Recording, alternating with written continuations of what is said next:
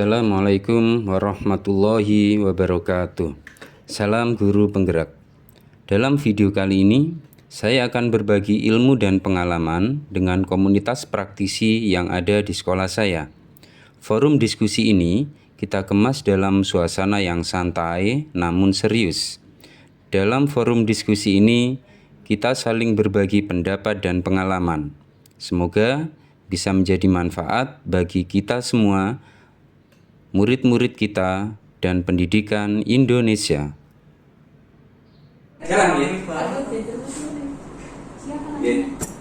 Guru BK memfasilitasi Pak. Bukan nggih, Adit siap.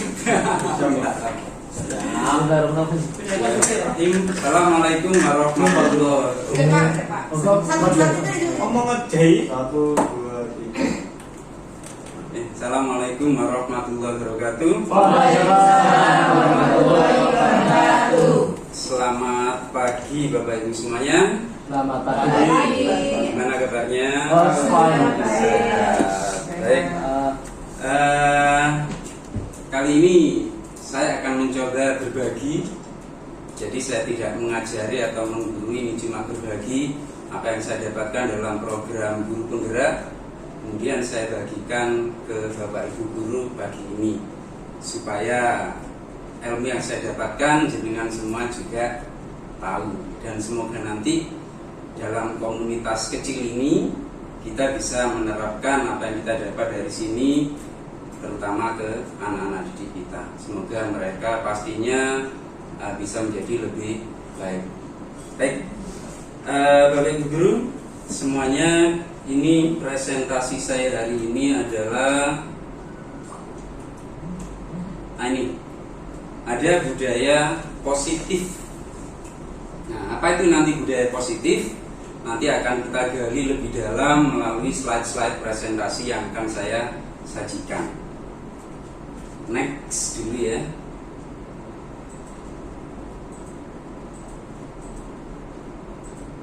Nah, baik. Ini jadi ada 6 poin.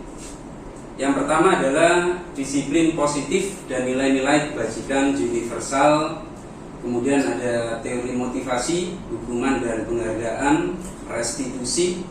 Kemudian ada keyakinan kelas. Kemudian kebutuhan dasar manusia dan dunia berkualitas. Yang kelima ada 5 posisi kontrol. Kemudian ada restitusi, segitiga restitusi. Nanti insya Allah saya punya beberapa video juga tentang penerapan yang sudah saya lakukan di kelas di anak-anak. Monggo kita lanjut ya. Nah. Baik, yang pertama adalah disiplin positif dan nilai-nilai kebajikan universal.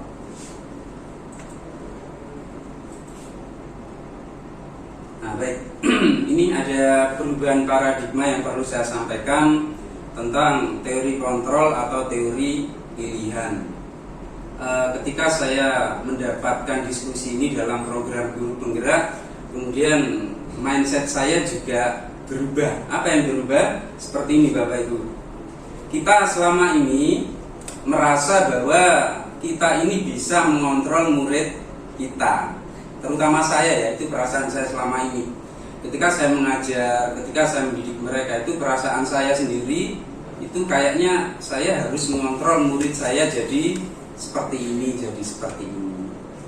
Tapi dalam teori di sini saya menjadi lebih terbuka bahwa sebenarnya bukan kita gitu ya.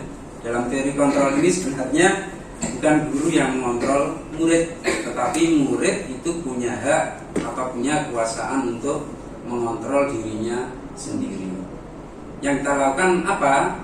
Intervensi-intervensi yang bersifat eksternal. Kita bisa ngasih motivasi, kita bisa ngasih teladan bagi mereka, kita menunjukkan kebiasaan kita yang bagus, kemudian mereka bisa melihat dan meniru apa yang kita lakukan. Jadi hanya itu. Kemudian dari faktor eksternal yang kita berikan pada mereka, harapannya nanti muncul faktor internal sendiri dalam diri anak-anak untuk menjadi orang yang baik. Nah, seperti itu.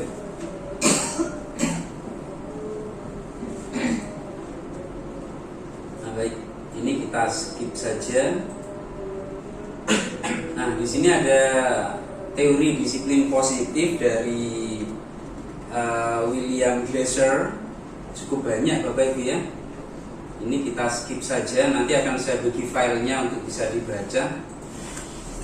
Nah, ini yang penting. Nah, selama ini apa sih makna disiplin itu? Nah, mohon maaf untuk Pak Rudi misalkan, ya, sebelum kita belajar di sini, kira-kira disiplin itu apa Pak Rudi? Disiplin itu sesuai dengan peraturan Pak. Sesuai dengan peraturan. Ya, semisal jam pelajaran 6.45, disiplin yang kita terapkan berarti anak harus hadir minimal 15 menit, berarti anak sudah berada di sekolah 6.30. Itu disiplin Pak menurut saya. Sesuai dengan peraturan dan tertib Pak, artinya runtut. Siap. Monggo. Panjenengan ada yang mau usul lagi disiplin? Kalau menurut saya disiplin itu adalah karakter yang melekat pada seseorang. Ketika dia mengikuti peraturan berarti dia disiplin. Kalau anak itu mengikuti peraturan berarti anak itu disiplin. Kalau tidak mengikuti peraturan berarti kurang disiplin. Yang saya pahami, disiplin itu adalah karakter yang melekat pada diri seseorang. Siap. Karakter yang melekat pada anak, kalau dia disiplin dia akan mentaati peraturan, kalau tidak. Baik. Seperti ini. Nah, ini makna disiplin yang paling mendasar itu di sini adalah belajar. Memang hampir sama dengan saya dari Pak Rudi, kemudian dari Pak Rofi tadi. Saya juga memaknai makna disiplin ya seperti itu gitu ya. Disiplin itu apa ya? Anak taat peraturan, taat tata tertib, kemudian mereka datang tepat waktu. Kalau tata tertibnya disuruh pakai seragam ya seragam. Nah, tetapi di sini aslinya disiplin itu adalah belajar. Kemudian poin yang bawah ini, nah ini yang kita pahami tadi. Namun dalam budaya kita makna kata disiplin telah berubah menjadi yang tadi mentaati peraturan, tata tertib. Padahal disiplin itu artinya di sini adalah belajar. Jadi ketika anak itu misalkan kita kasih label, anak ini nggak disiplin, anak ini disiplin. Jadi di situ kita seolah-olah menghilangkan kata-kata belajar. Tapi ketika kita memfokuskan pada kata-kata belajar di sini, itu memang berarti mereka belajar gitu ya. Mereka berproses. Apakah mereka nanti akan jadi disiplin ataukah kurang disiplin melalui serangkaian treatment yang sekolah dan guru berikan. Jadi belajar disiplin. Disiplin itu berarti proses Pak. Iya, karena pendidikan itu kalau kita dari filosofis Ki Hajar Dewantara semuanya terkait. Jadi kami pernah belajar tentang filosofis Ki Hajar Dewantara. Di situ salah satu dari fungsi kita sebagai guru adalah ada banyak, tapi yang berkaitan dengan ini adalah fungsi menuntun atau among. Nah, di situ kita menuntun anak itu sudah punya karakter masing-masing, kemudian punya kodrat masing-masing, dan tugas guru betul sekali hanyalah menuntun anak supaya pertumbuhan mereka itu baik, supaya ya misalkan padi ya ini, jadi saya nggak apa. Terima kasih pertanyaannya. Jadi saya ke filosofis gadis sedikit. Jadi seumpama petani menanam padi, nah itu guru ke siswa kurang lebih seperti itu. Petani nggak akan bisa merubah kodrat padi itu menjadi jagung, nggak akan bisa merubah kodrat padi menjadi buah-buahan yang lain. Padi akan tetap padi. Tugas kita adalah menjaga agar pertumbuhan padi tersebut menjadi sangat baik, subur, kemudian kualitasnya bagus. Kemudian kita mencegah supaya jangan sampai pertumbuhan dari padi itu misalnya terserang hama, kan itu ya. Kemudian pertumbuhannya jadi nggak baik. Nah, kira-kira seperti itu. Dan itu sangat connect dengan proses disiplin atau belajar tadi. Oke, seperti itu Pak Rofi. Terima kasih Pak. Oke, kita lanjut. Baik, kemudian sekarang ada nilai-nilai kebijakan atau nilai kebajikan universal. Apa itu? Nah, jenengan bisa baca. Tapi yang bisa saya simpulkan adalah kebajikan universal adalah nilai-nilai kebajikan yang lintas, ya, lintas agama, lintas budaya, lintas negara. Jadi artinya suatu kebaikan yang seluruh orang di dunia ini tanpa memandang budaya, adat, agama itu memang nilai yang bagus. Semacam jujur, kemudian menolong yang lagi kesusahan. Nah, itu adalah kebajikan universal. Nanti runtutannya ada di belakang. Ada pertanyaan atau next? Next saja. Baik. Yang kedua di sini ada teori motivasi, hukuman, penghargaan, restitusi. Berkaitan dengan menciptakan budaya positif di sekolah ke murid-murid kita. Di sini kita akan bahas bersama ya. Saya tidak akan mengajari. Di sini ada motivasi, kemudian ada hukuman, ada penghargaan, ada restitusi. Nah, sebelum kita ke slide selanjutnya, kira-kira dari 4 istilah ini panjenengan yang awam itu di mana? Motivasi tahu ya? Iya. Jelas ya. Hukuman jelas? Iya. Penghargaan jelas? Jelas. Restitusi? Barunya baru Sama, saya juga kemarin sebelum belajar ini, restitusi ini apaan ya gitu ya. Ternyata ketika sudah belajar, oh seperti ini. Dan efeknya ketika diterapkan dengan baik bisa sangat positif terhadap siswa. Monggo kita kupas satu-satu, terutama nanti di restitusi. Apa restitusi itu? Nah, baik, motivasi. Pasti panjenengan semua sudah tahu motivasi itu apa. Dan di sini motivasi ada motivasi eksternal, kemudian ada motivasi internal. Nah, ketika kita sehari-hari terlibat dengan murid, itu pasti kita semua sudah memberikan motivasi kepada murid. Banyak sekali, bahkan kadang dalam RPP kita itu dituntut atau ditulis di situ kita harus memotivasi anak sebelum belajar. Jadi ya kurang lebih memang sudah menjadi kebiasaan kita sehari-hari. Setiap hari itu kita memberikan motivasi ke anak. Akan tapi Bapak Ibu, ada yang lebih penting. Ya. Motivasi eksternal itu adalah motivasi yang berasal dari luar anak. Seperti dari panjenengan sedaya, kemudian mereka dapat motivasi dari orang tua atau teman. Itu penting. Tapi yang lebih penting di sini adalah tujuan dari disiplin positif adalah untuk membangkitkan sendiri motivasi internal. Jadi semua motivasi yang kita berikan, semua treatment yang kita berikan kepada siswa itu tujuannya untuk membangkitkan motivasi internal mereka. Mungkin selama ini kalau saya mengkoreksi diri saya sendiri juga sering salah gitu ya. Saya punya keyakinan ketika saya memberikan motivasi, maka mereka kemudian akan terpengaruh dengan motivasi saya, kemudian mereka akan mengikuti motivasi yang saya berikan. Ternyata setelah kita mempelajari ini berjalannya nggak seperti itu ternyata. Karena di awal tadi mereka sudah mereka mengontrol diri mereka sendiri. Jadi tugas kita di sini dengan beri motivasi, teladan itu adalah tujuan kita untuk membangkitkan motivasi internal mereka. Karena ketika motivasi eksternal banyak, tetapi motivasi internal itu misalnya nol atau lemah, itu anak tersebut akan sulit menjadi baik. Tapi ketika motivasi internalnya bisa terbentuk, maka itu nanti secara mandiri mereka akan bisa melakukan banyak hal baik karena mereka mempunyai motivasi internal. Dan bagaimana untuk membentuk itu nanti kita lanjut pada pembahasan selanjutnya. Oke, jadi jelas di sini lanjutannya nanti kita akan berusaha bagaimana untuk membangkitkan motivasi internal mereka. Sampai di sini mungkin ada pertanyaan, silakan. Ada Pak. Iya, siap. Yang menarik itu adalah motivasi untuk yang internal gitu. Iya. Karena kita fokus nanti endingnya adalah bagaimana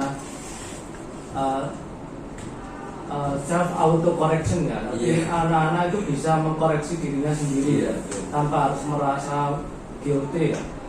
Jadi kita yang pertama yang kita harus lakukan tuh gimana? Apakah kita ini memunculkan sosok tokoh atau kita yang menjadi tokoh gitu? Atau misalkan saya karena sama dengan panjenengan ya. Silakan contoh Pak Effendi itu orangnya begini. Atau bagaimana Pak? Karena kan kita butuh start awal ya, karena kita kan mau membuat suatu budaya yang positif, maka kita harus punya start baru. Menurut saya karena kita mindsetnya sudah mindset lama, tapi untuk merubah mindset kita harus punya start baru ya. Maka kita mau startnya untuk menciptakan motivasi internal itu karena bagaimana Pak? Mengingat kita sudah punya branding masing-masing. Seperti saya kan sudah di branding sama anak-anak. Pak Jenderal juga sudah, Pak Rofi, Pak Arif, Pak Roman, semuanya sudah di branding ya. Already branded. Kenapa? Karena sudah tahu dari senior-seniornya lah. Oleh karena itu menarik sekali karena ada trigger. Bagaimana kita triggering anak supaya misalkan kita punya branding yang salah pada diri kita, mereka juga tidak fokus pada itu, tapi lebih pada fokus on our positive mind-nya. Terima kasih. Oke, terima kasih Pak Rudi, sangat bagus sekali. Nanti akan kita bahas, nanti kita akan mengetahui banyak hal bagaimana tentang membangkitkan motivasi internal nanti dari slide-slide berikutnya. Tapi misalkan saya jawab sekarang, sebelum kita buka slide berikutnya, sebelum ada berikutnya, memang motivasi itu pasti awalnya terbentuk dari hal-hal yang eksternal. Jadi tidak mungkin kemudian anak-anak tanpa adanya faktor eksternal kemudian muncul sendiri, itu kan tidak bisa. Jadi pasti ada eksternal dulu, dari eksternal itu nanti akan membentuk internal. Misalkan guru itu murid dekat dengan siapa, pasti ada motivasi eksternal, tapi dari situ nanti lambat laun akan terbentuk motivasi internal. Kita memberikan sugesti, kita memberikan nasihat, kita memberikan teladan, kita memberikan kebiasaan yang baik dan itu konsisten, itu memang faktor luar. Tapi nanti secara lambat laun dia akan menjadikan itu untuk menjadi motivasi bagi internal dia sendiri. Mungkin sementara itu, tapi nanti ada yang lain Pak Rudi. Ya, siap. Siap. Mungkin gini Pak. Kalau boleh menambahkan, dalam budaya positif itu bisa dilaksanakan dengan dua cara menurut saya Pak. Nanti mungkin dijelaskan oleh Pak Edi. Apa betul pendapat saya ini? Bahwa dalam budaya positif itu dua langkah yang dilakukan, yaitu yang pertama bisa juga dengan pembiasaan. Pembiasaan apa yang akan dituju dari kegiatan tersebut. Pembiasaan. Yang kedua, yang disampaikan jenengan itu betul. Ada tauladan. Contoh branding. Anak membranding, gak apa-apa branding.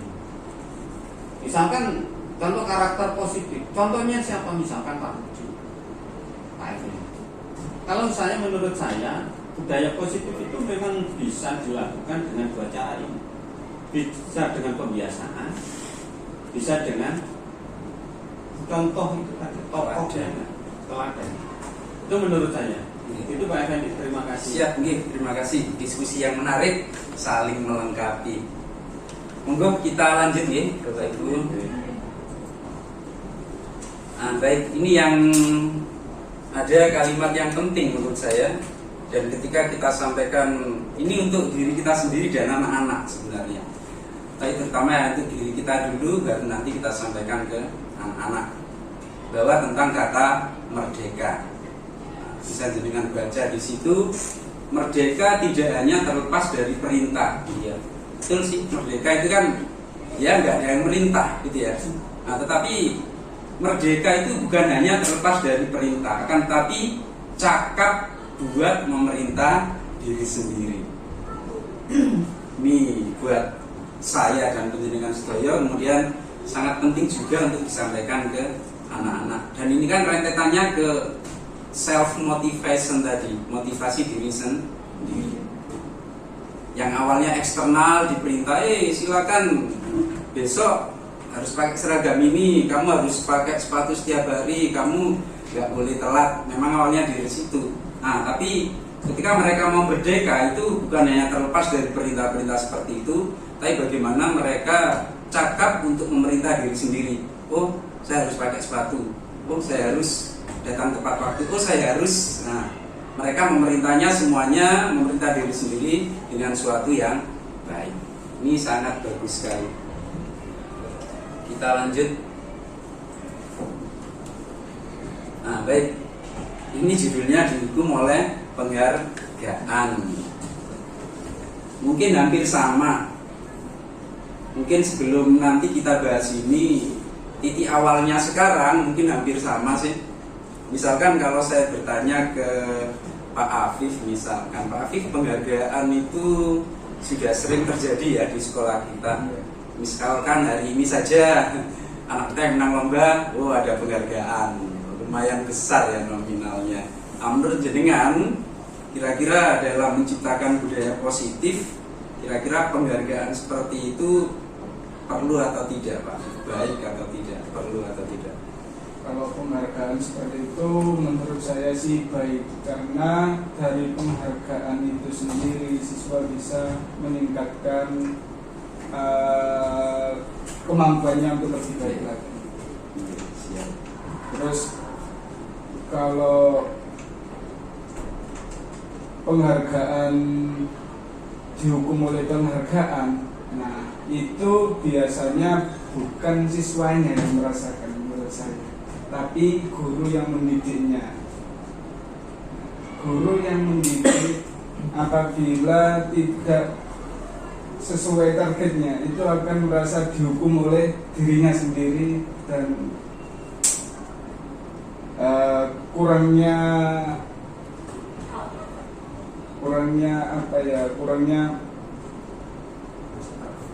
merasa terbebani. Jadi seperti itu. Baik, terima kasih. Memang kita akan berdiskusi. Kelemahan pemikiran saya, jenengan yang menutupi. Kelemahan pemikirannya yang lain, ada yang menutupi. Baik, terima kasih. Penghargaan memang selalu ada di sekolah kita, baik itu penghargaan yang bersifat sangat kecil maupun penghargaan yang besar. Nah, di sini Bapak Ibu, marilah kita bahas bahwa kita menganggap penghargaan selama ini baik. Nah, tetapi mari kita cermati lagi di sini. Dalam pengaruh jangka pendek dan jangka panjang.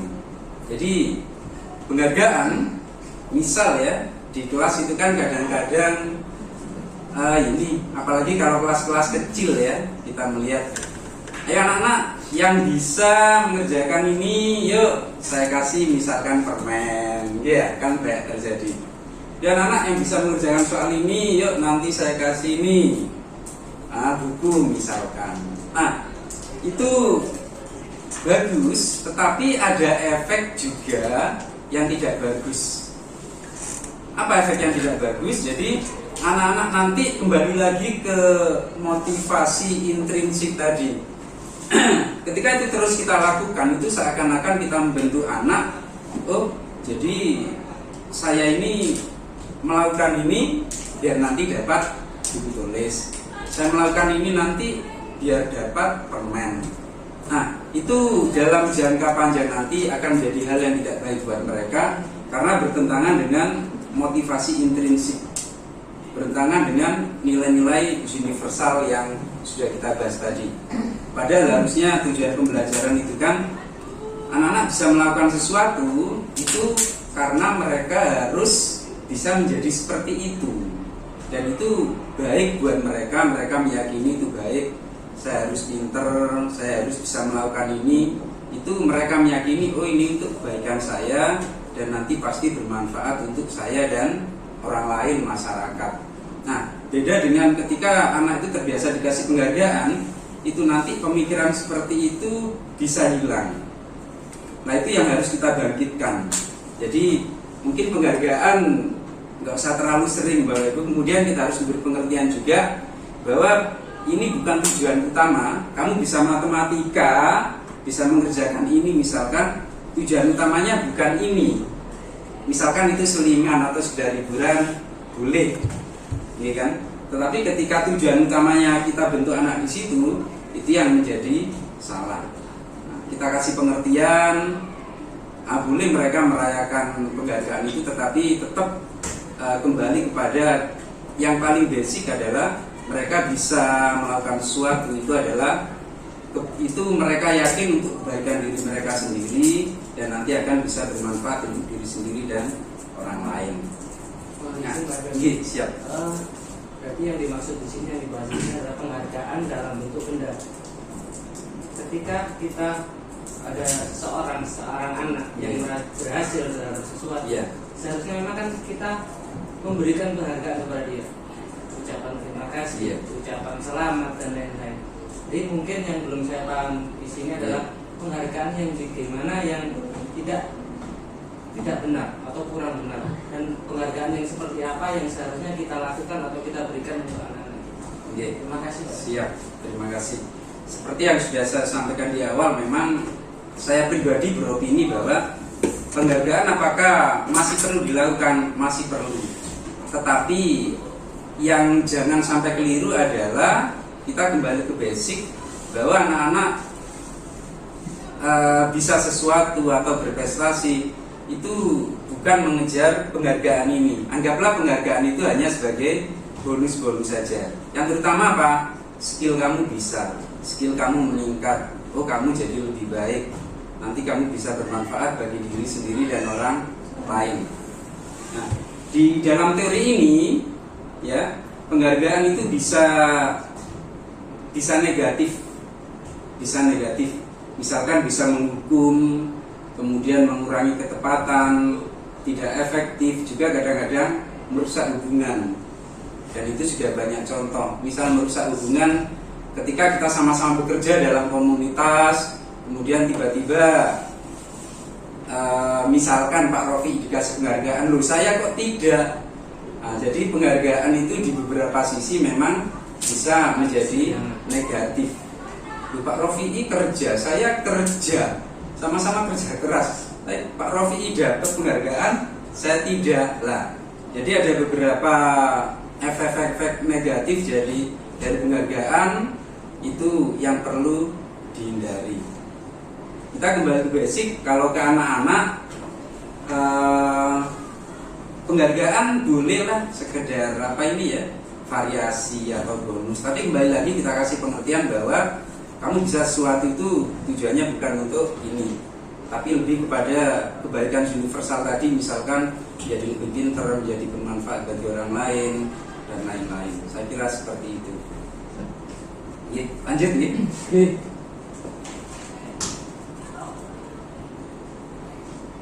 Baik, ini hampir sama, kita lanjut aja.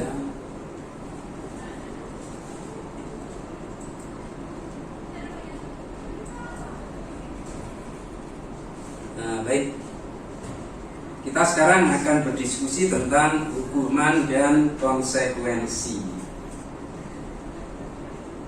Pasti istilah ini sudah tidak asing Bapak Ibu ya. Kira-kira hukuman itu apa ya? Konsekuensi itu apa ya? Sebelum saya berdiskusi dengan teman-teman dalam masalah ini juga apa ya? Gitu ya, kadang-kadang apa ya bedanya? Nah, ternyata setelah saya berdiskusi, ternyata beda antara hukuman dengan konsekuensi. Nah, saya mau tanya dulu ini, mungkin untuk Bu Leni. Bu Leni, kira-kira apa bedanya hukuman dengan konsekuensi?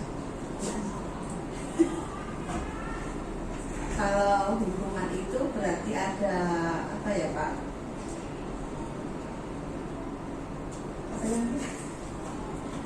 tidak ada kesepakatan gitu. Oke. Ya. Dan kalau konsekuensinya itu berarti sudah disepakati, oh kamu kalau seperti ini berarti harus kamu lakukan seperti ini, gitu, misalkan seperti itu. Siap. Bu Joy mungkin ada pendapat Untuk hukuman dan konsekuensi. untuk konsekuensi seharusnya kan sebagai pendidik kita memberikan konsekuensi atas perilaku anak misalnya yang kurang baik, berarti harus lebih ditingkatkan menjadi lebih baik. Bagaimana caranya dengan konsekuensi itu? Kalau hukuman? Kalau hukuman mungkin bisa menyakiti atau memberatkan siswa dan jadinya kurang kondusif. Siap. Oke, terima kasih. Baik, diskusi yang sangat menarik antara hukuman dan konsekuensi, dan betul sekali yang disampaikan Bu Leni dengan Bu Joy tadi tentang hukuman dan konsekuensi. Saya mau mungkin menyederhanakan lagi ya tentang hukuman dan konsekuensi. Kalau konsekuensi itu betul tadi sudah dikatakan, biasanya ada kesepakatan, kemudian ada ini korelasi yang sangat jelas gitu ya antara apa yang dilakukan, kemudian apa konsekuensi yang harus terjadi.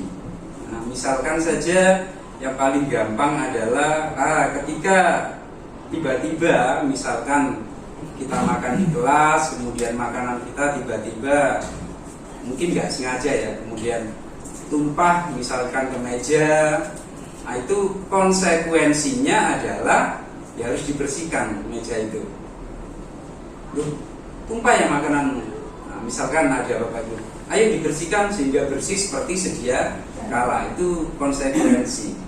Ketika hukuman di kasus yang sama ya, tumpah plek, ternyata ada guru, loh kamu menumpahkan makanan di meja ya.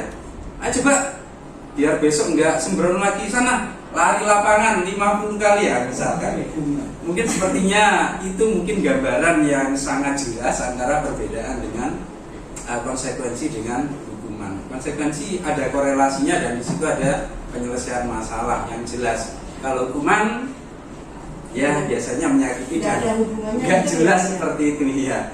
Numpahkan kok malah, loh kamu kok itu mengotori meja, itu punya sekolah, ayo coba lari biar besok lebih hati-hati. Masalah utamanya tidak terselesaikan, itu tetap kotor, nggak terselesaikan, anak-anak lari-lari capek, nggak connect. Tapi ketika lo kamu mengotori meja, ayo dibersihkan seperti awal tadi, susahmu seperti apa, pokoknya harus kinclong seperti awal tadi. Kira-kira mungkin kalau disederhanakan seperti itu konkretnya. Nah, kemudian di sini ada beberapa pertanyaan untuk jenengan. Nah, di sini kasus pertama, menurut jenengan hukuman atau konsekuensi? Hukuman. Iya, tidak ada koneksi ya tentang yang dilakukan.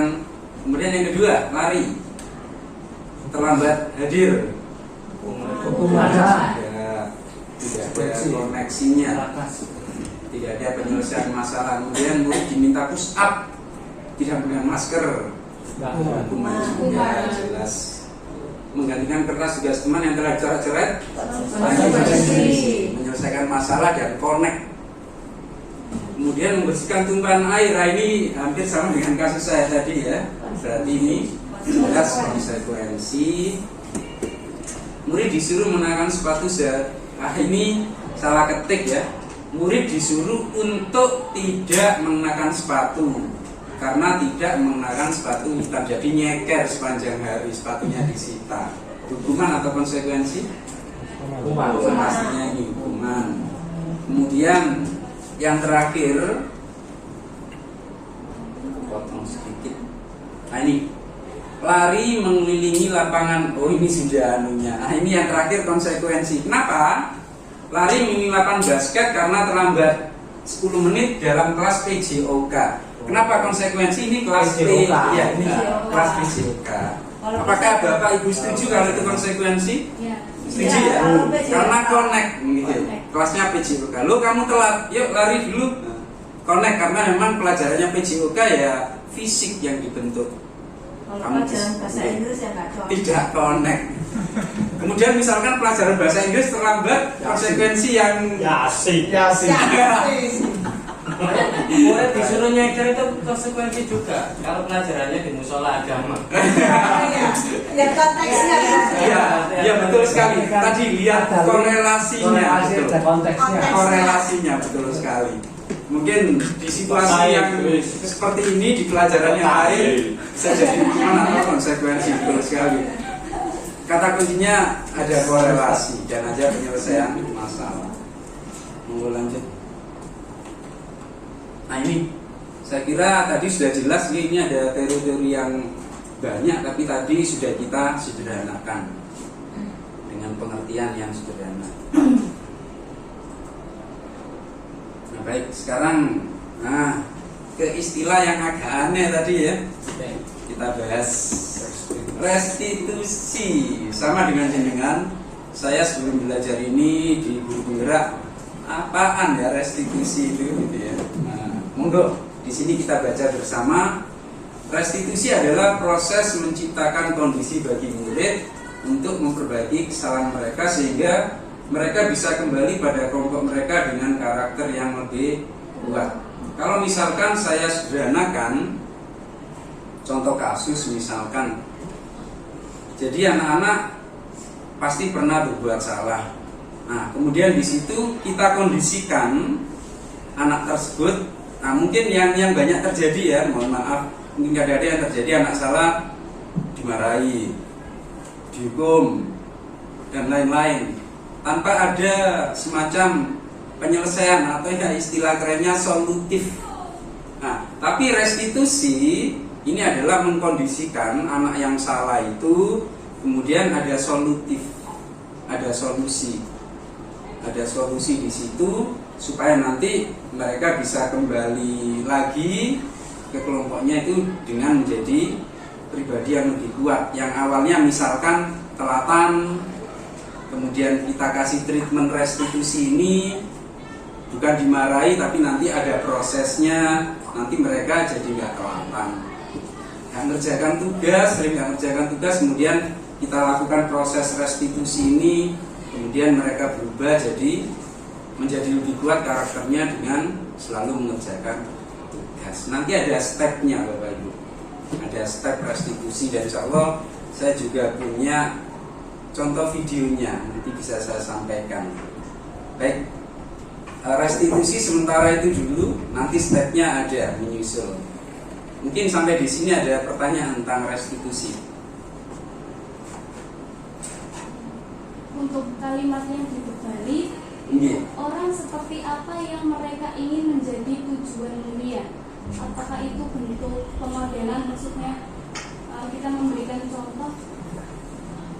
Baik, jadi itu nanti iya akan ada di proses restitusi yang akan kita sampaikan. Jadi mereka menjadi orang yang seperti apa itu nanti ada di proses segitiga restitusi. Nanti akan kita sampaikan. Jadi nanti ketika kita menangani anak yang bermasalah, yang salah,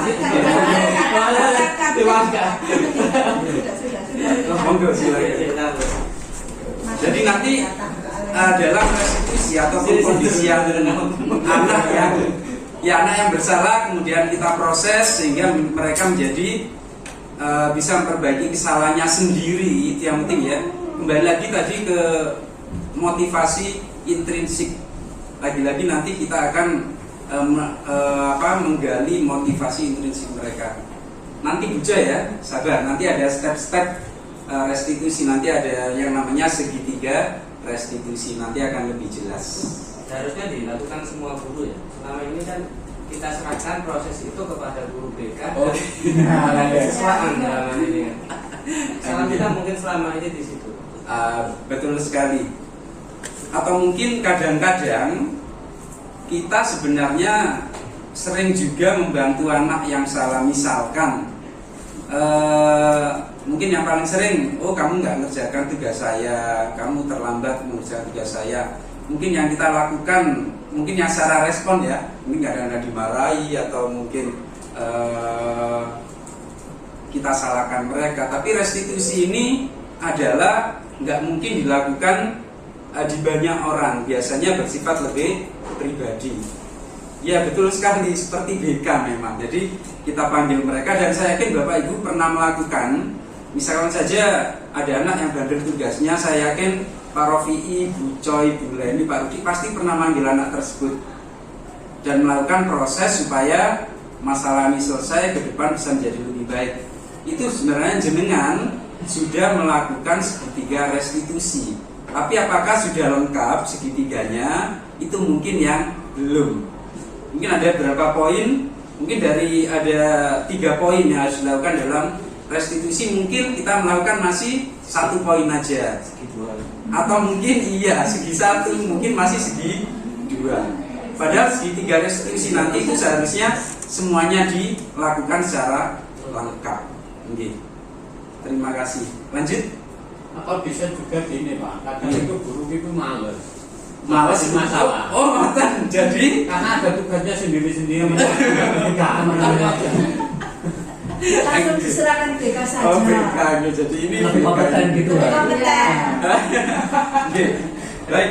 Dan ternyata kompetensi untuk menyelesaikan masalah anak dengan baik itu ternyata ya sebenarnya bukan hanya kompetensi yang harus dimiliki oleh BK, tetapi semua guru harus bisa menerapkan proses penyelesaian masalah. Kompetensi sosial. Oke. Sesuatu yang bukan ahlinya, tunggulah kehancurannya. Makanya Kan guru BK. oke, sama juga sebenarnya memang seperti itu. Tetapi setelah nanti kita akan bahas ini, saya yakin nanti akan lebih tercerahkan dan kita semua akan jadi lebih baik dari yang sebelumnya. Selalu seperti itu. Monggo next. Saya kira ini kita skip aja. Baik, Bapak Ibu mungkin nanti saya ada contoh segitiga restitusi nanti yang akan saya tampilkan. Kita ke keyakinan kelas. Baik, keyakinan kelas ini kira-kira istilah baru atau sudah familiar dengan kita ya? Baru ini. Baru. Oke. Sesuai keyakinan masing-masing. Iya. Doa itu Pak. Iya. Oke. Yang familiar itu dengan kita itu ya peraturan sekolah, tata tertib sekolah. Kemudian sekarang ada yang namanya keyakinan kelas. Jadi ya terminologi baru mungkin ya tentang keyakinan kelas sama dengan saya. Tapi alhamdulillah setelah diskusi kemudian saya cukup tercerahkan dan sekarang giliran saya untuk sharing ke panjenengan biar semuanya juga sama-sama tercerahkan tentang keyakinan kelas. Baik, di sekolah itu ada peraturan kelas, ada peraturan sekolah pasti, ada tata tertib sekolah pasti. Mungkin yang belum pernah kita bentuk adalah tentang keyakinan kelas. Apa keyakinan kelas itu? Kita lanjut.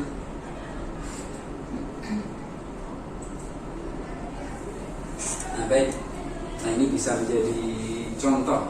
Jadi keyakinan kelas itu adalah serangkaian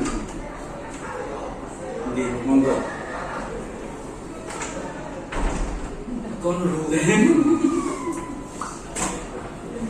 Oke, kita lanjut. Keyakinan kelas itu Bapak Ibu.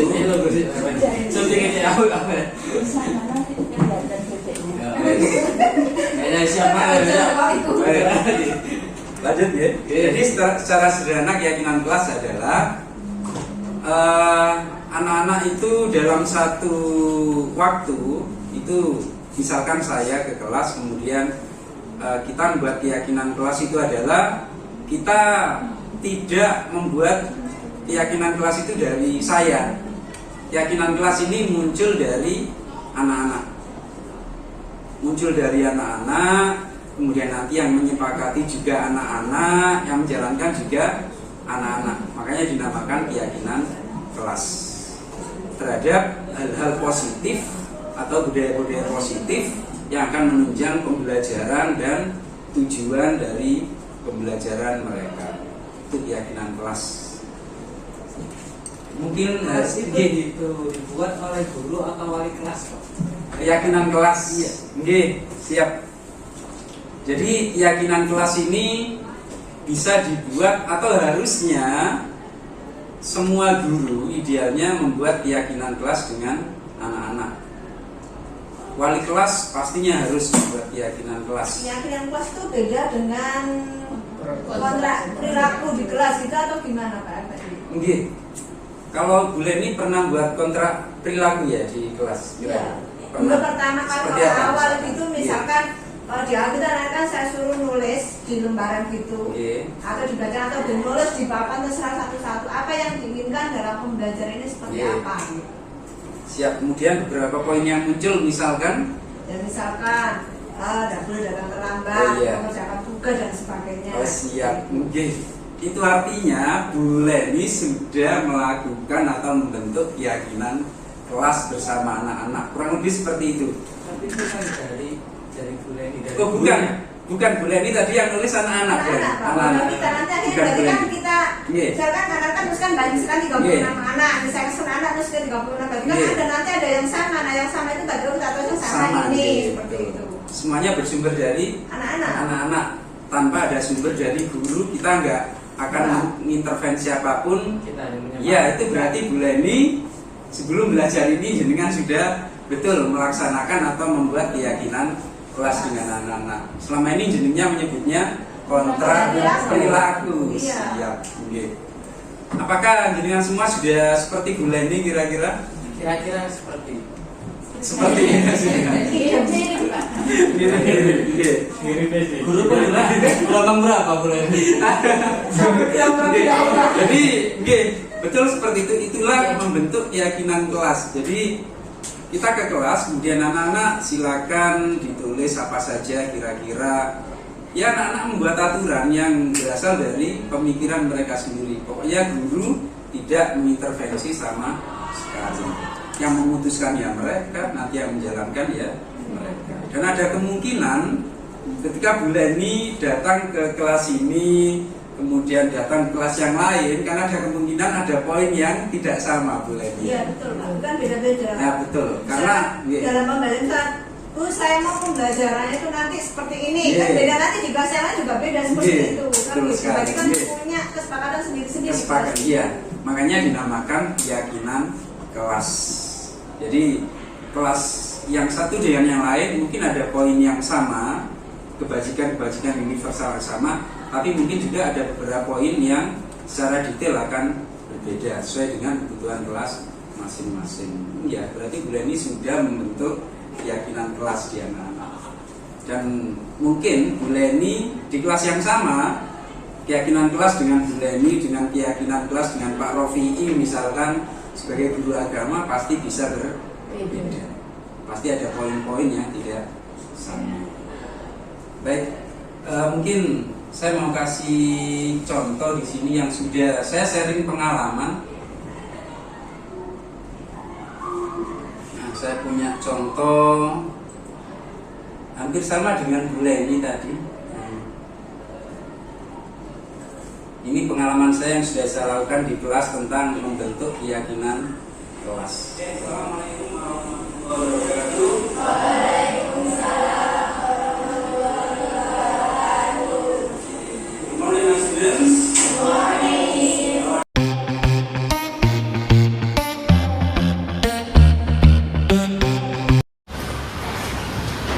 Ya, assalamualaikum warahmatullahi wabarakatuh.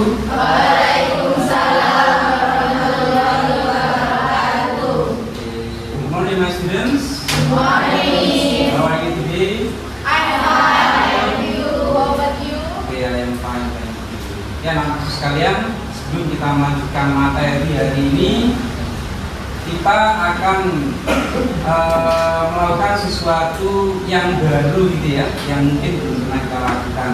Hari ini kita akan membuat yang namanya keyakinan kelas.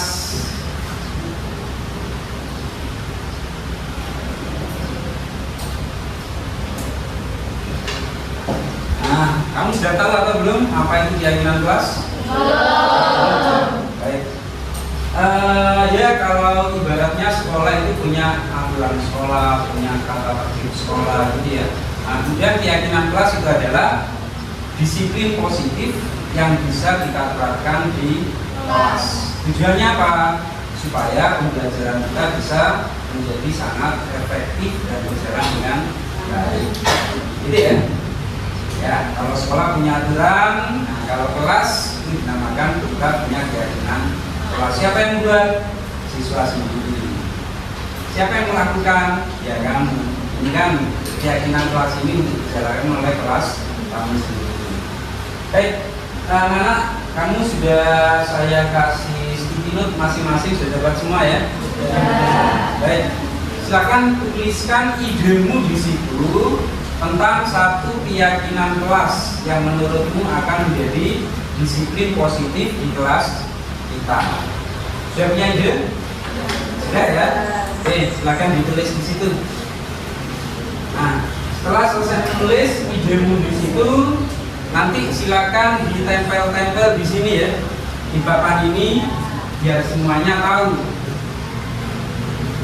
Nah, setelah itu nanti, nah di sini ada 4 orang yang di depan ini, nanti bertugas sebagai manajer untuk membuat keyakinan kelas, gitu ya. Caroline dan teman-teman yang di depan, nanti ketika ada ide-ide yang mirip atau hampir sama, itu nanti dikelompokkan, itu berarti satu ide yang sama, gitu ya. Caroline dan teman-teman yang di depan. Sudah? Kalau sudah, ayo ditempel sini. Nah, silakan. Mari sudah ya. Ya, ditempel di sebelah situ. Semua sudah? Ya, silakan ditempel. Ya, jangan terlalu ini ya, rapat biar bisa dilihat. Apa?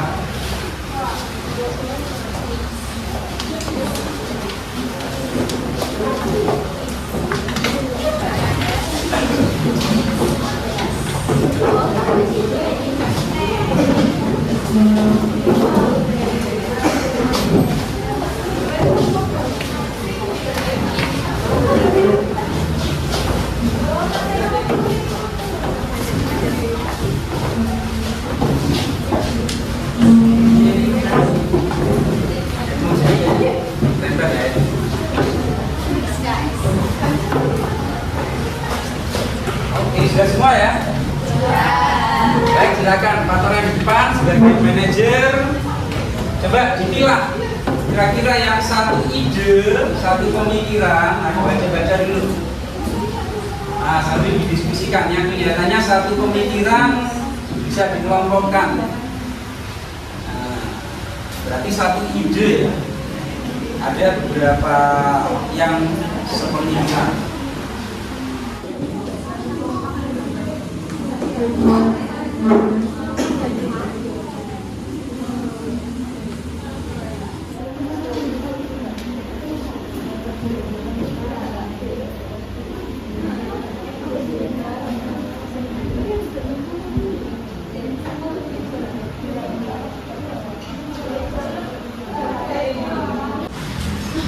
Oke, anak-anak sekalian, tadi setelah kamu nempel, kemudian teman-temanmu sudah mengelompokkan ya. Di sini ada beberapa kelompok. Ini berarti idenya sama. Oke, untuk selengkapnya akan disampaikan oleh perwakilan dari kelas dari Caroline. Silakan ke depan disampaikan. Assalamualaikum warahmatullahi wabarakatuh.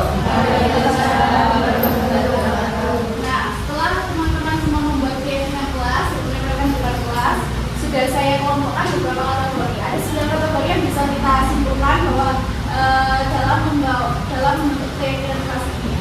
Satu hal yang harus diperhatikan dalam membentuk keyakinan kelas ini, bahwasannya keyakinan kelas ini bukan semata untuk peraturan kelas, tapi juga harus dijalankan sesuai dengan tanggung jawab masing-masing. Tanggung jawab kita sebagai siswa bukan hanya itu saja, tapi menjaga semua hal peraturan yang atau tertib yang ada di sekolah maupun di kelas. Nah, keyakinan kelas ini kita bentuk dalam bentuk yang lebih kecil, yaitu kelas. Ada 9 kategori, salah satunya satu saya bacakan, menghargai guru yang sedang mengajar. Terlebih dahulu ada saatnya kita membagi waktu. Dengan cara apa? Dengan cara belajar dan menghargai guru. Sebagai guru, tentu diwajibkan sebagai siswa kita harus menghargai, apalagi dalam proses belajar mengajar. Yang kedua, tertib dalam proses belajar mengajar. Tertib dalam artian tidak saling ngobrol dalam kelas, memperhatikan guru dan lain-lain. Yang ketiga, menjaga kerukunan kelas. Kita dalam satu kelas terdiri dari 40 siswa. Nah, dalam siswa yang banyak ini diperlukan kerukunan, menjaga keharmonisan dan ketertiban dalam kelas. Yang keempat, menjaga kebersihan kelas. Kelas yang nyaman dan bersih membuat penghuni kelas menjadi sangat nyaman. Apabila kelas kita bersih, tentu kita akan merasa nyaman dalam proses belajar mengajar. Yang kelima, taat dan tepat waktu membayar kelas. Nah, kelas diperlukan untuk hal-hal yang sekiranya kita perlu, yang kita butuhkan. Jadi kita tidak perlu mengeluarkan uang untuk belajar kelas. Nah, taat membayar kelas itu juga diperlukan. Terus nomor 6, menjaga keamanan kelas. Kelas kita berada di paling ujung. Keamanan juga paling penting. Keamanan kelas, contohnya menuju saat kita pergi ke lab dan lain-lain. Yang ketujuh, melakukan tanggung jawab sebagai struktur organisasi kelas. Dari awal pembentukan kelas, kita sudah membentuk struktur kelas. Nah, sebagai struktur organisasi kelas, kita juga harus melakukan tanggung jawab sebagai struktur organisasi kelas. Yang pertama, struktur kelas dan bawahannya. Yang yang kedelapan, melaporkan apabila tidak masuk atau sakit kepada wali kelas atau sekretaris. Jadi diusahakan tidak ada apa atau absen. Yang kesembilan, memperbanyak interaksi dengan membaca buku yang sudah ada di sudut baca. Kelas kita sudah ada sudut baca, yaitu dimanfaatkan dengan sebaik-baiknya, yaitu menambah literatur kita sebagai siswa. Yang sangat penting. Terima kasih. Sekiranya itu yang bisa saya sampaikan, saya simpulkan dari keyakinan kelas itu. Saya harap semua teman-teman menaati atau menjalankan keyakinan kelas dengan sebaik-baiknya. Terima kasih. Wassalamualaikum warahmatullahi wabarakatuh. Terima kasih. Keyakinan kelas sudah terbentuk ya. Itu yang disampaikan Kak Roni, kita harus melaksanakan keyakinan kelas kita dengan baik. Oke, terima kasih.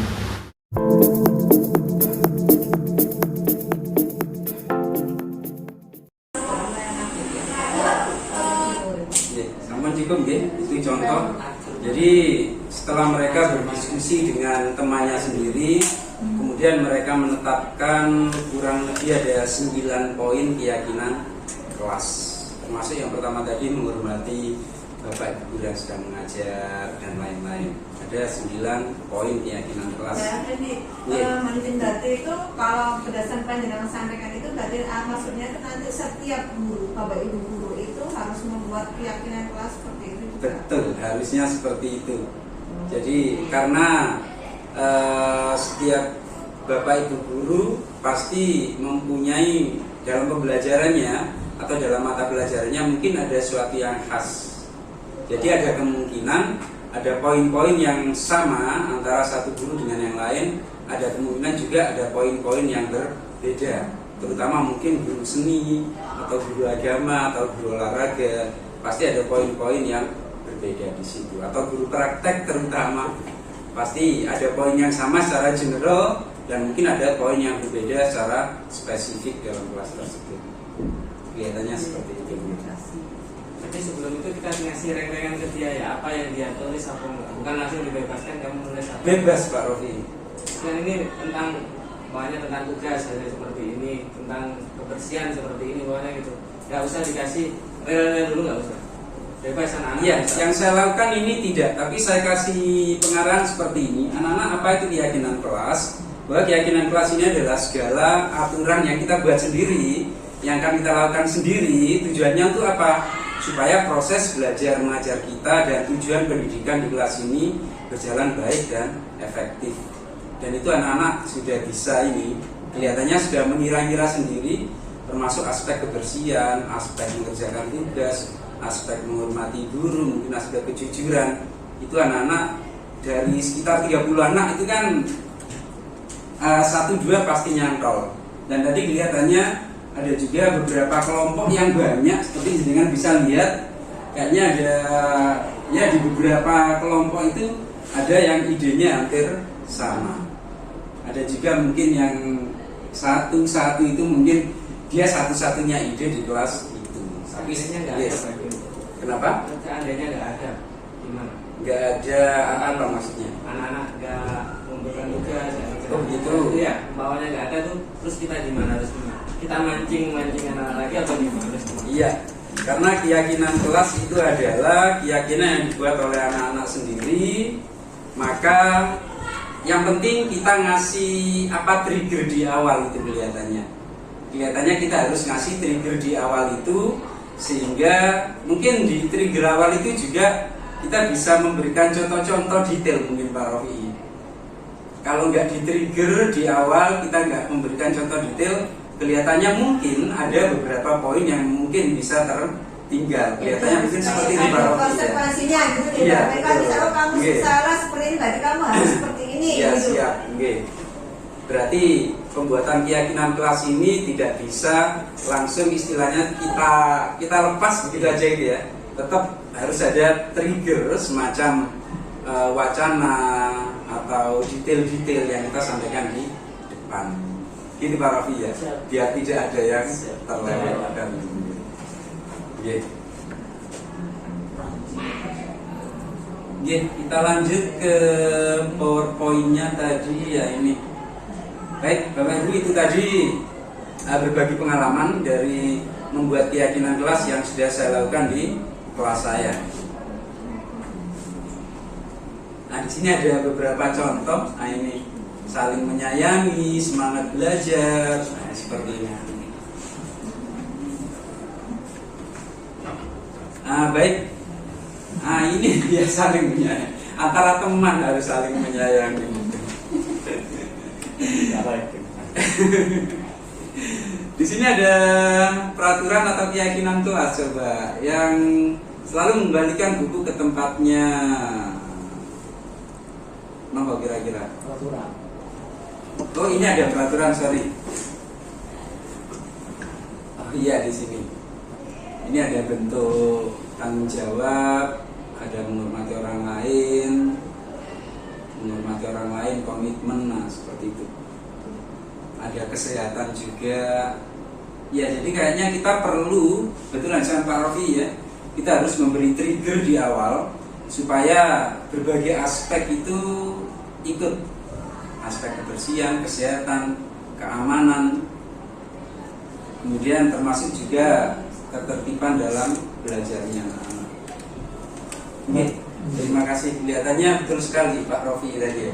Harus kasih trigger supaya aspek-aspek yang ada di kelas itu supaya tidak tertinggal. Perlu ada stimulus. Stimulus ya, betul. Stimulus atau trigger. Namanya Siti ya. Oke, monggo kita lanjut. Baik, kebutuhan dasar manusia dan dunia berkualitas. Ini slide saja. Nah, monggo. Di sini kebutuhan dasar manusia. Kenapa kita harus belajar ini? Supaya kita tahu anak-anak itu juga punya kebutuhan seperti ini. Ada kasih sayang, ada penguasaan, kesenangan, kebebasan, dan yang paling vital di bawah itu memang bertahan hidup. Dan memang kebutuhan dasar inilah yang menjadi motivasi anak-anak untuk melakukan segala hal, termasuk bertahan hidup ya. Itu yang paling tengah, memang yang paling besar itu adalah kebutuhan dasar manusia adalah bertahan hidup, makan biar hidup, kemudian kerja biar dapat gaji, biar makan. Nah, itu kebutuhan dasar manusia termasuk anak-anak.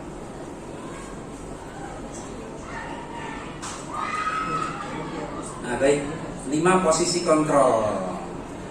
Mungkin ini baru ya, saya juga baru kalau ini.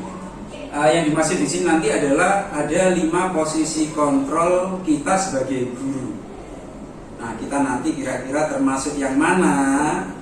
Nah, untuk kita cek. Nah, baik, di sini ada 5 posisi kontrol. Guru sebagai penghukum, kemudian guru sebagai pembuat orang merasa bersalah, guru sebagai teman, guru sebagai pemantau dan guru sebagai manajer. Kalau saya pribadi sebagai penghukum pernah nggak? Ya pernah. Jenengan gimana? Pernah. Iya, sama. Kalau saya teman Pak. Kalau jenengan lebih sering ya jadi teman. Saya komplit Bapak. Harus komplit. Baik. Jadi kalau saya pribadi memang ya mungkin saya pribadi atau jenengan sedoyo pernah ini. Nah, kemudian setelah kita berdiskusi dengan ini, kita berusaha sebisa mungkin untuk ini menghindari yang posisi sebagai penghukum dan membuat orang merasa bersalah. Karena di kolom atas itu nanti identitas gagal. Jadi anak itu nanti ketika dihukum kemudian disalah-salah, oh sing salah ke kamu itu, tanpa ada penyelesaian, itu nanti menjadi identitas yang gagal. Paling tidak setelah kita diskusi di sini bersama, kita menjadi posisi kontrol yang teman, pemantau, dan yang paling baik itu adalah manajer di situ.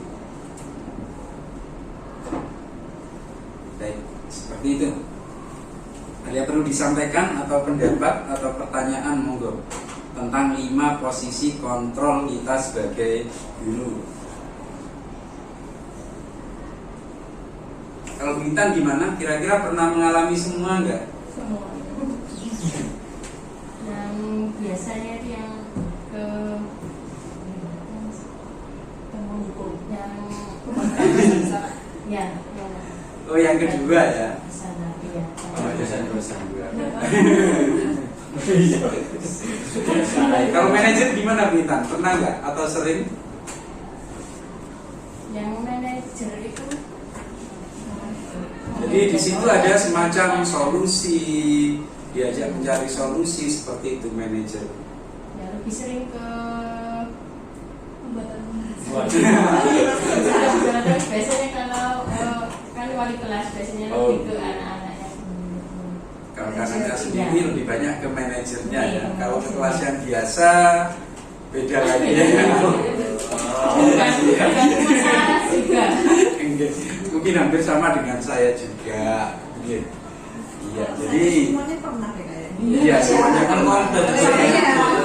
Kalau sebaiknya itu Pak Iya, sebaiknya sebagai pendidik itu kita di posisi yang di mana? posisi yang ketiga, 4, 5 dan yang paling baik di posisi yang kelima. Nggak boleh ya kelima-limanya.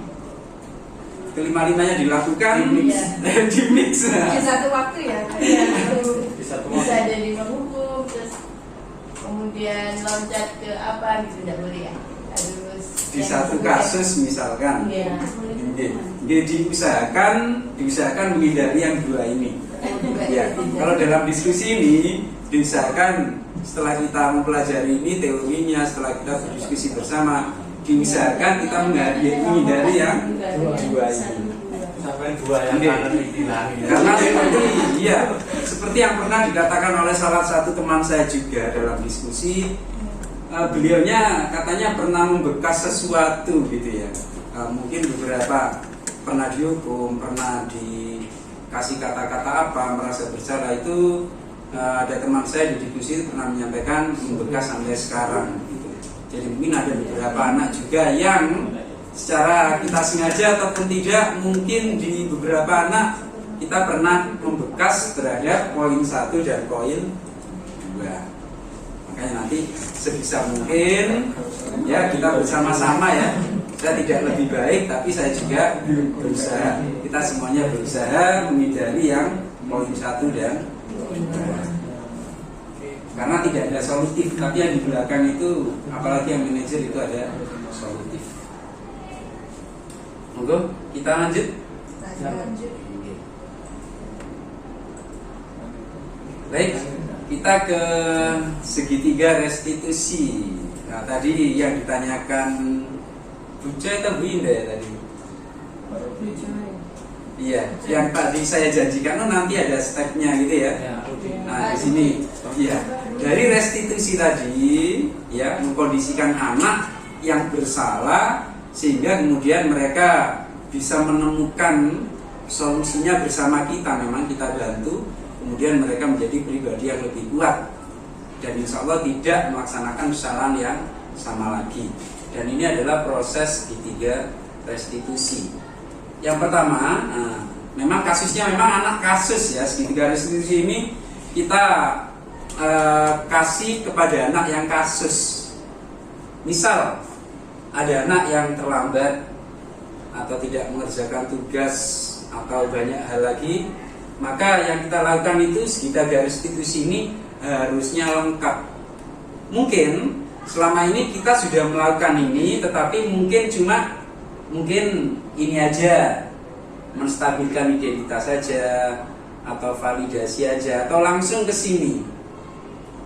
Menstabilkan identitas ini adalah yang kita harus lakukan pertama kali ketika ada anak yang bersalah, kemudian kita mau melakukan penyelesaian. Apa menstabilkan identitas itu? Secara simpel, anak yang bersalah, kita ngomong anak yang tengah-tengah Bapak Ibu ya, bukan anak yang bandel banget, tapi anak yang normal-normal aja. Ketika melakukan kesalahan, misalkan nggak pernah terlambat gitu ya, tiba-tiba terlambat. Saya pernah tahu anak terlambat nangis, mungkin dia nggak pernah terlambat. Nah, di situ anak pasti merasa bersalah banget, saya merasa gagal banget. Nah, di situ kita harus menstabilkan identitas mereka. Apa yang kita lakukan di sini? Misalkan, oh iya, bukan kamu aja kok yang terlambat, itu juga terlambat. Saya juga. Itu adalah contoh dari menstabilkan identitas mereka supaya mereka tidak over merasa bersalahnya. Dan ini saya sekali lagi tadi pada kasus anak yang normal. Jadi saya pernah lihat anak terlambat nangis, takut sekali, itu memang karena tidak pernah terlambat. Dan kita harus menstabilkan identitasnya dulu biar mereka tidak merasa bersalah sekali. Karena ketika mereka masih dalam kondisi psikis yang masih gelap, aduh saya merasa bersalah, saya ini nangis, saya ini gagal banget hari ini, itu nanti yang kita sampaikan nggak akan masuk. Maka kita harus menstabilkan mereka dulu. Oh iya kok nggak kamu aja kok yang telat, itu juga telat. Kemudian dulu temanmu yang ini juga pernah telat kok. Itu contoh menstabilkan identitas. Saya juga pernah telat kok. Saya juga pernah. Itu contoh menstabilkan identitas supaya mereka itu emosinya stabil, betul. Marah-marahnya stabil atau mungkin nangisnya stabil. Baik. Kemudian setelah menstabilkan identitas, kemudian ini ya, validasi kebutuhan. Ya. Misalkan anak itu terlambat, kemudian kita validasi kebutuhan mereka. Kebutuhan mereka sebenarnya apa sih? Nah, pastinya kebutuhan anak yang terlambat itu kebutuhannya ya bisa datang tepat waktu. Secara simpel seperti itu. Jadi kita kondisikan mereka, kita tanyakan mereka saja nih piye seharusnya gitu ya. Yang baik itu apa, kebutuhanmu apa? Oh, kebutuhan saya harusnya enggak terlambat, Pak. Kira-kira seperti itu. Kemudian menanyakan keyakinan. Nah, tadi kita kembali kepada kebajikan universal. Jadi setiap anak itu punya keyakinan di sini tentang hal-hal yang positif. Dalam keyakinanmu itu sing apik piye lah gitu. Yang bagus gimana? Oh, dalam hal terlambat ya pasti jawabannya ya saya yakin sekali Pak kalau datang tepat waktu itu yang baik, kalau terlambat ya tidak baik. Dan nanti akan mengarah ke solusi. Terus gimana kira-kira biar nanti nggak terlambat lagi? Nah, itulah contoh dari segitiga restitusi. Saya akan mencoba dan saya dalam diskusi pernah ya. Gimana misalkan saya langsung ke step terakhir, misalkan saya menanyakan, jadi sing apik itu telat agak, langsung menanyakan keyakinan. Ya yang bagus ya datang tepat waktu Pak, ya wis berarti solusinya gimana? Nah, saya pernah diskusi seperti itu, mungkin itu sering kita lakukan. Tapi menurut pakarnya di situ, seharusnya kita melakukan semuanya, idealnya. Memang mungkin kebanyakan kita langsung mungkin lompat ke sini ya, langsung ke solusi. Jadi sing apiku telat atau datang tepat waktu, ayo ya tepat waktu Pak. Terus solusinya itu di sini saja. Jadi kita skip terhadap menstabilkan identitas mereka sama validasi kebutuhan. Idealnya ini dilakukan urut mulai dari sini kemudian ke sini. Saya kasih contoh ini berbagi pengalaman lagi karena di sini selain kita sharing tentang keilmuannya, saya harus sharing pengalaman yang sudah saya lakukan. Monggo jenengan bisa koreksi juga apakah saya sudah melakukan segitiga restitusi dengan lengkap.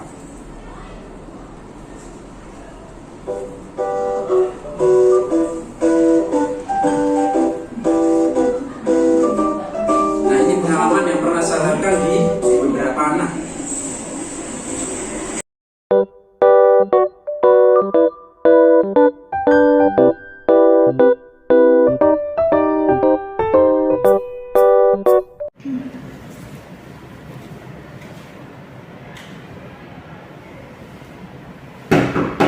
Ya, masuk. Assalamualaikum. Waalaikumsalam. Oke, Santi silakan duduk dulu. Terima kasih. Santi adalah anak kelas 12 di sekolah saya. Pada hari Senin, saya ada jam pertama di kelasnya. Kebetulan pada saat itu dia datang terlambat sekitar 15 menit. Hal ini bukanlah yang terjadi pertama kali. Beberapa hari yang lalu di kelas saya, dia juga datang terlambat. Kemudian, saya memanggil dia ke ruang guru dengan tujuan untuk menyelesaikan masalah ini. Silakan duduk. Baik Santi ya. Apakah kamu sering datang terlambat seperti ini? Iya Pak, benar. Oke lah, tidak apa-apa. Memang ada beberapa siswa di sekolah ini yang kadang-kadang datang terlambat juga. Boleh tahu kenapa kok kamu sering datang terlambat seperti ini? Saya sering bangun kesiangan Pak. Loh, kok bisa bangun kesiangan? Kamu nggak pasang alarm? Sudah Pak, tetapi saya tertidur lagi. Gimana Tosan? Bangun kok tidur lagi? Saya masih mengantuk Pak, makanya saya tidur lagi. Loh, masih ngantuk. Emang kamu tidur jam berapa? Setiap malam saya harus bantu ibu saya jaga di warung, sehingga saya tidurnya jam 12 malam. Oh, malam sekali ya. Oh, itu masalahnya. Baik-baik. Sekarang saya tanya ya. Kamu punya nggak keinginan supaya ke depan itu kamu bisa datang tepat waktu di sekolah? Saya sangat ingin Pak, dan saya merasa lebih baik jika tidak terlambat lagi. Nah, baik. Betul itu. Kemudian menurutmu bagaimana caranya? Saya harus tidur lebih awal sekitar jam 10 malam. Betul sekali. Kalau kamu tidur itu lebih awal, saya yakin nanti kamu bangunnya akan pagi dan nggak akan terlambat ke sekolah lagi. Lalu bagaimana dengan ibu saya Pak? Saya kan harus bantu ibu saya jaga di warung sampai jam 12 malam. Oh itu, oke, no problem lah. Nanti saya akan komunikasi dengan ibumu, akan menghubungi ibumu. Saya yakin kok nanti beliau akan mengerti masalah ini.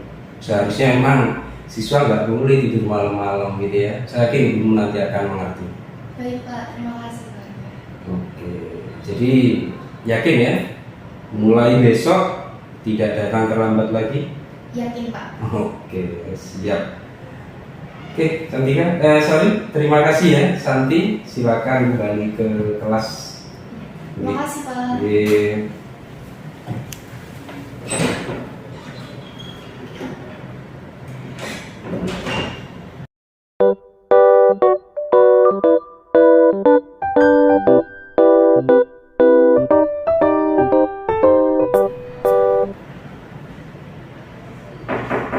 Oke, masuk. Waalaikumsalam. Silakan duduk, Retno. Retno adalah anak kelas 11 di sekolah saya. Kebetulan hari ini di kelas saya adalah waktunya praktek speaking tentang opinion. Semua siswa di kelas bisa tampil dengan baik di depan kelas. Tetapi Ketika Retno dipanggil ke depan untuk praktek speaking, ternyata penampilan dia kurang baik dan terlihat sangat tidak siap. Setelah kelas selesai, saya memanggilnya ke ruang guru untuk menyelesaikan masalah ini.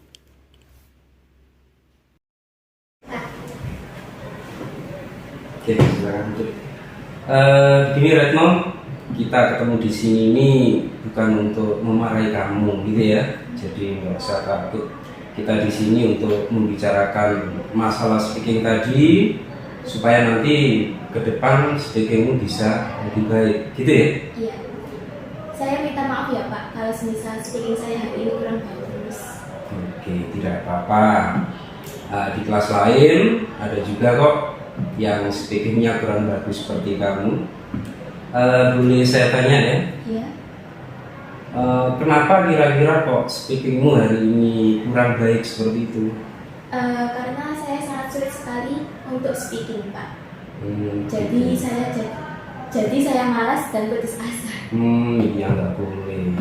Baik, sekarang saya tanya ya, kira-kira apakah kamu punya keinginan nanti speakingmu itu lebih baik dari hari ini? Sangat ingin sekali Pak. Sebenarnya saya juga ingin sekali bisa berbicara pakai bahasa Inggris dengan baik. Iya. Tapi saya bingung Pak, bagaimana caranya? Oh begitu. Baik, begini ya. Jadi saran saya adalah ketika kamu latihan speaking itu sendiri, memang kadang-kadang sulit untuk beberapa anak. Maka saya menyarankan ke kamu agar kamu cari partner, ya. Cari partner yang kamu nyaman dengan dia, kemudian kamu latihan dengan dia berdua. Saya yakin ketika kamu punya partner latihan, itu nanti kamu bisa saling mengkoreksi, kemudian bisa saling mengevaluasi, sehingga nanti ke depan saya yakin speakingmu akan lebih baik.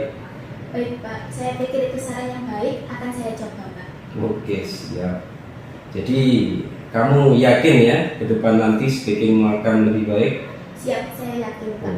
Dan saya akan berusaha semaksimal mungkin. Oke, itu harus.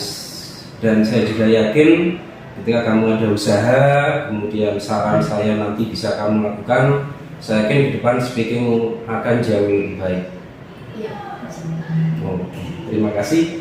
Sampai ketemu di kelas kita berikutnya ya, dengan penampilanmu yang bagus sekali di speaking. Oke, sekarang bisa kembali ke kelas Retno. Terima kasih banyak ya. Permisi ya Pak. Oke, siap.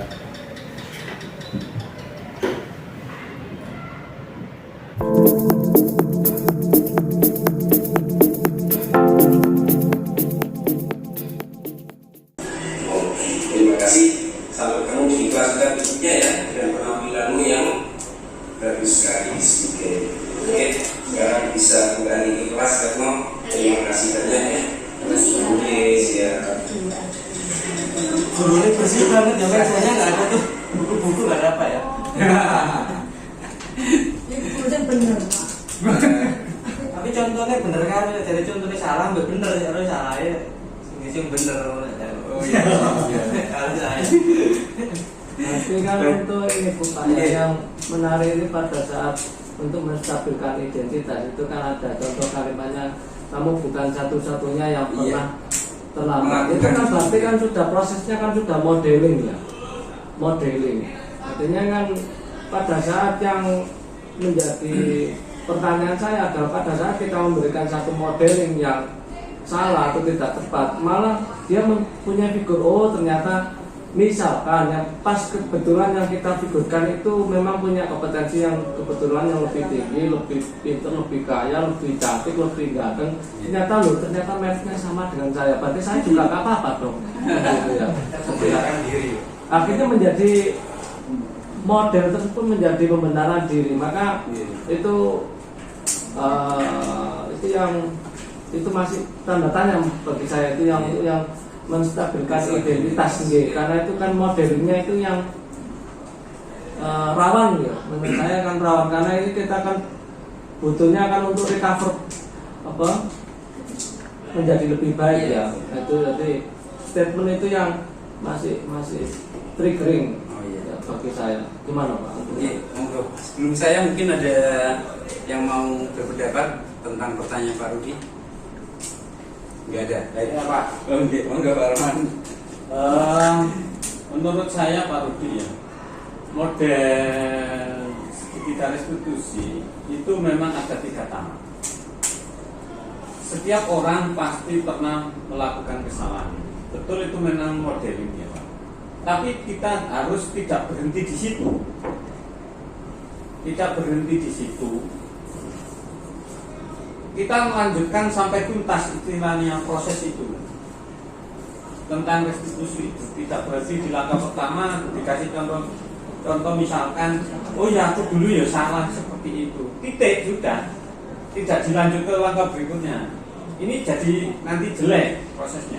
Kalau misalkan kita stabil identitas, kalau misalkan kita langsung kasih contoh yang bagus, berarti dia merasa terkucilkan malam Pak Rudi. Kalau saya menganggapnya seperti itu Pak Rudi. Oke. Siap, terima kasih. Saya juga sepakat, kemudian menambahkan juga ketika kita menstabilkan identitas, di sini kita sama sekali tidak harus menyebutkan nama atau seseorang. Jadi misalkan oh iya nggak apa-apa, ini loh misalkan kita menyebut nama, misalkan anak yang memang sering terlambat, kita nggak usah menyebut itu. Misalnya si Andre ini sering terlambat, nggak apa-apa kamu terlambat, bukan seperti itu. Tapi lebih ke sesuatu kalimat yang umum. Jadi kita sebenarnya tidak menyebutkan contoh itu secara personal, tapi secara umum. Oh iya kok, memang ya beberapa siswa di sini juga kadang-kadang terlambat. Jadi kamu nggak usah terlalu merasa bersalah.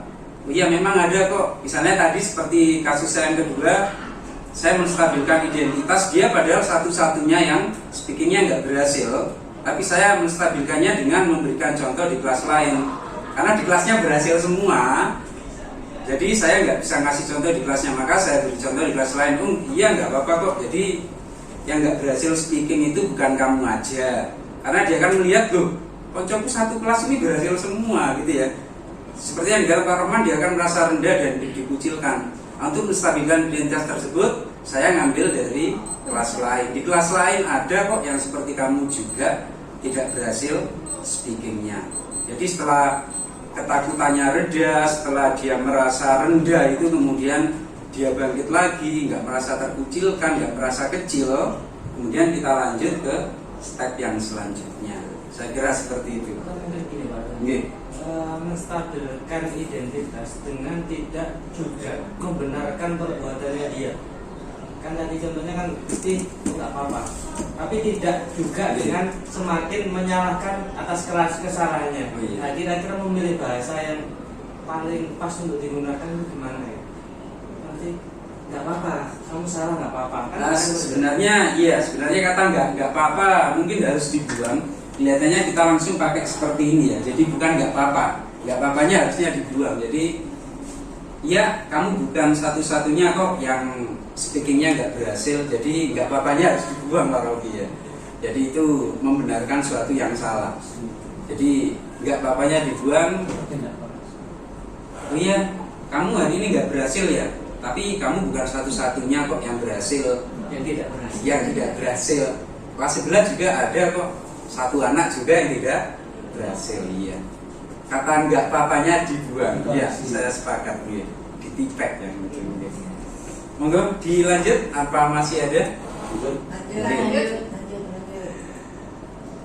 Nah ini sudah kita bahas semua tadi secara sederhana. Baik Bapak Ibu sekalian, kiranya demikianlah tentang budaya positif dan 6 poin tadi yang terakhir segitiga restitusi yang sudah saya bagi dengan panjenengan ilmunya, diskusinya, teorinya, kemudian saya juga sudah berbagi tentang keyakinan kelas dan segitiga restitusi yang sudah saya lakukan di kelas saya. Semoga sharing ini dan diskusi ini menjadikan manfaat bagi kita semuanya. Nanti ujung-ujungnya ke siswa. Oke, terima kasih sekali saya sampaikan. Saya akhiri. Wassalamualaikum warahmatullahi wabarakatuh.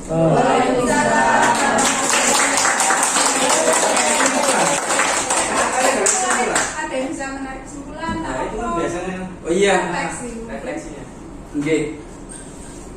Apa aja di dewi. Bisa. Refleksi. Monggo Bapak Ibu, setelah mempelajari atau berdiskusi banyak hal tadi, apa kira-kira yang bisa kita simpulkan secara sederhana? Ada yang perlu disampaikan? Oke, pindah. Jadi kalau misalkan saya menarik kesimpulan itu segitiga restitusi, itu menurut saya adalah cara kita sebagai guru untuk menuntun siswa berpikir kritis atas perilakunya. Mulai dari latar belakangnya, kenapa sih kamu kok bisa seperti itu, terus harusnya bagaimana, kalau kamu tahu seharusnya seperti itu berarti apa yang harus kamu lakukan, seperti itu guys. Siap, kira-kira seperti itu, betul. Jadi dia berbuat salah sendiri, nanti solusinya ya dari dia sendiri, tapi dengan bantuan dari kita untuk memproses kondisi tersebut. Ada lagi yang perlu disampaikan? Tidak ada ya? Nah, baik, jadi dengan semua keilmuan tadi, semoga budaya positif bisa tercipta di lingkungan sekolah kita dan anak-anak kita. Jadi, terima kasih. Saya akhiri. Wassalamualaikum warahmatullahi wabarakatuh.